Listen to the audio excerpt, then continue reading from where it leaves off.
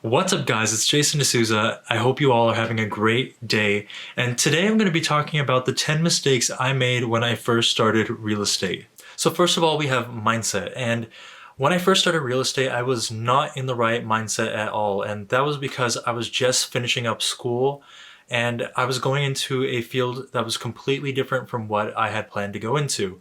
I was finishing up a master's degree in public health, and here I was transitioning into real estate, something I could have picked up when I was even 18 years old to get my license. All of my friends were going into medical school or grad school, and here I was finishing up my graduate degree and going into real estate.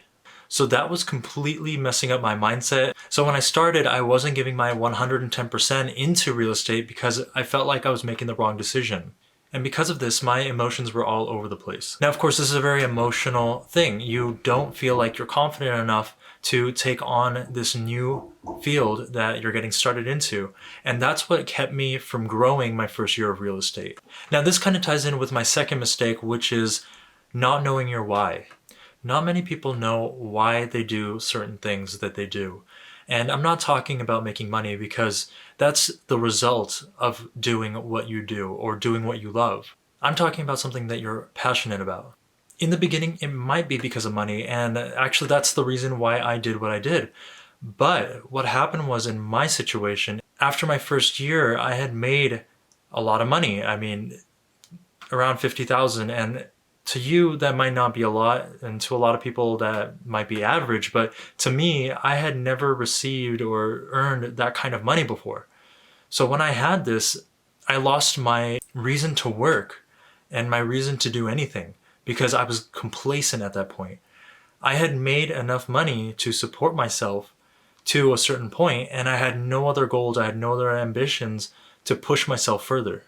And that's why it's important to figure out something that you're passionate about, because it'll give you a reason to wake up each morning and to get out of bed. And that's what you're really searching for. Not money. Money will come after you find something that you truly enjoy, but you need something that'll keep driving you every day. So my suggestion to you is to find something that you are in love with, something that you're passionate about. And the best way to do that is by experiencing many things. You can only find something that you love in life if you sample a bunch of different things and choose which you enjoy the most. My third mistake was not getting a CRM, or a customer relationship management database. It's just something that you put all of your clients' information in once you meet them. Their name, their email address, their phone number, and any notes that you have. This is one of the first things that you should get started on as soon as you get into this business, because it keeps you aligned with what you need to do with those clients. Let's say that they wanted to buy a house or sell a house. You now have all their information and you have notes on what they're going to do, when they're going to do it, and then you can follow up on those people. This can simply be an Excel spreadsheet or a Google Doc that you have access to at all times. Or you can search up other software that other companies have and use one of their CRMs like Boomtown or Sierra Interactive. My fourth mistake was not sticking to a schedule, and this impacted my life significantly because I was falling behind on so many different projects. I would spend more time on other projects, I would neglect other projects, and the way that I was able to get around this was by setting up a Google Calendar that has all of my activities for the entire day, and now I'm able to hit every single project and stop at certain times and allocate my time efficiently so that I get more work done. Having a schedule as a self-employed person is one of the biggest things that you can do for yourself. My fifth mistake was not learning my scripts and not role-playing as much as I should have.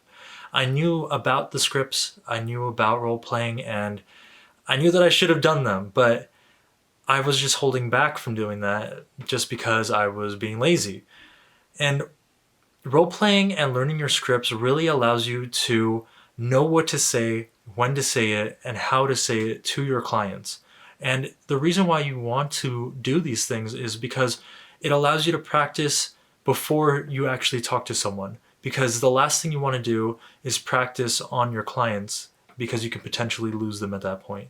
So it's always great to have a role-play partner to just practice your scripts with. early in the morning before you get started with your calls or before you go out and talk to any clients. My sixth mistake was being a secret agent, or just someone that doesn't tell people that they are a real estate agent. So you're probably asking, why would someone do that?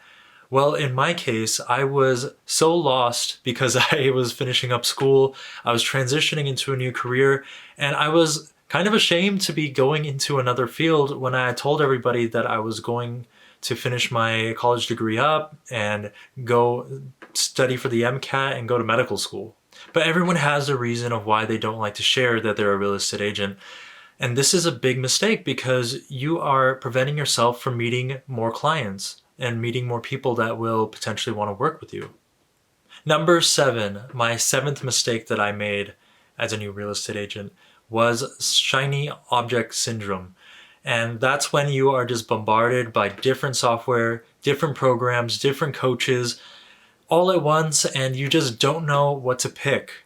And this was a huge issue for me because when I started real estate, I got into the Tom Ferry coaching program, and they were just throwing a bunch of different software, such as different CRMs that you can use, different lead methods. And although there are so many different programs that you can use and CRMs and ways to get more clients, all you need is a few. You need 5 to 8, in my opinion, different sources of leads, and you should be fine. You only need one CRM, not 5 or 6 that you hear from. And every time you ask someone, what is the best CRM or what is the best program, everyone has their own opinions.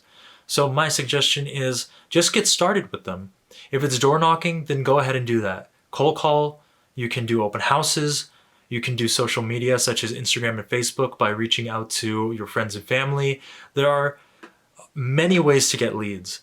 But don't get hung up on all of the different sources because it's just going to bombard you and overwhelm you to the point where you feel stuck. And just to give you an idea, some days I would take the entire day just researching into different platforms or programs to get more leads rather than taking that time to actually find clients that would work with me.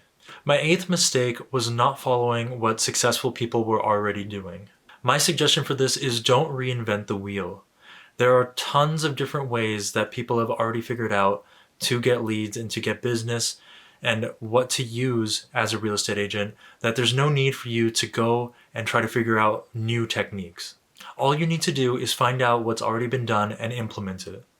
And the best way to find out how to do this is by talking to your other colleagues, your broker, or if none of those people are helpful, you can always go onto Facebook and join some of the free real estate agent groups and ask people on there. My 9th mistake was not prospecting every day, and this is just when you go out and you find more clients. Now, the reason why I wasn't doing this is because of my mindset, which falls back to the first mistake that I had. And this caused me to not get as many clients as I could have the first year. The way to be a successful agent is by contacting people every day. And if you're not, then you're falling behind and you are losing potential customers and potential paychecks. My 10th mistake was preparing too much and not taking action. And this falls back onto researching into all those programs, all of those lead sources, and everything else but prospecting. Prospecting is the way you're going to get more people. But if you keep preparing and preparing and preparing and not taking action with what you've already learned, then you're going to fall behind and not do the things you need to get done. So my suggestion is take what you've learned and already start implementing it. Knowledge alone means nothing unless you put it into action. Now, I know this is supposed to be a video on the 10 mistakes that I made in my first year of real estate, but I also have a bonus one for you guys. And that is to take time off. I know in the beginning it's hard. I know that you're going to struggle just like how I struggle to get work. But it is completely doable to take time off and to work. And that's something I did not do. I was throwing my life away 7 days a week trying to get business, which is the wrong thing to do because a lot of you have family, you have friends, you have a life outside of work.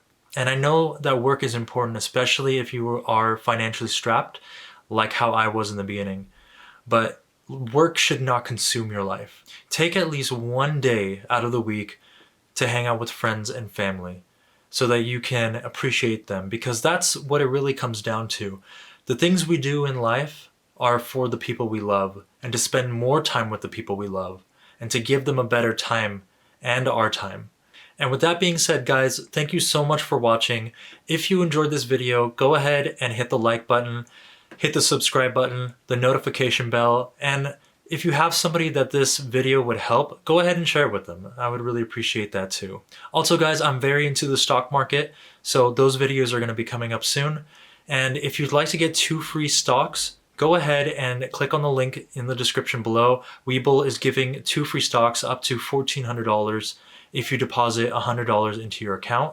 And after you do this, go ahead and leave in the comment section what stocks you got. I'm really curious. So on that note, thank you so much for watching, guys, and I'll see you all in the next video.